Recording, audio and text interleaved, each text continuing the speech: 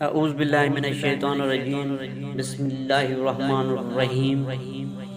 السلام علیکم دوستو، آج ہم آپ کو نبی کریم صلی اللہ علیہ وآلہ وسلم کی کچھ طب نبوی کی باتیں بتائیں گے، انشاءاللہ مزہ آ جائے گا۔ حضرت محمد صلی اللہ علیہ وآلہ وسلم نے فرمایا، پینے والی چیزوں کو کھڑے ہو کر مت پیو، کشمش بلگم کو کم کرتا ہے۔ کدو کھاؤ کیونکہ یہ سبزی دماغ کو قوت دیتی ہے۔ جس حد تک ممکن ہو لہسن کا استعمال کرو کیونکہ یہ 70 بیماریوں کی دوا ہے۔ کلونجی ہر درد کی دوا ہے، سوائے موت کے اس کے کوئی دوا نہیں۔ مٹی کھانے سے پرہیز کرو، اس لیے کہ مٹی کھانا میری امت پر حرام ہے۔ کھجور کو ناشتے میں کھاؤ تاکہ تمہاری اندرونی جراثیم کا خاتمہ ہو۔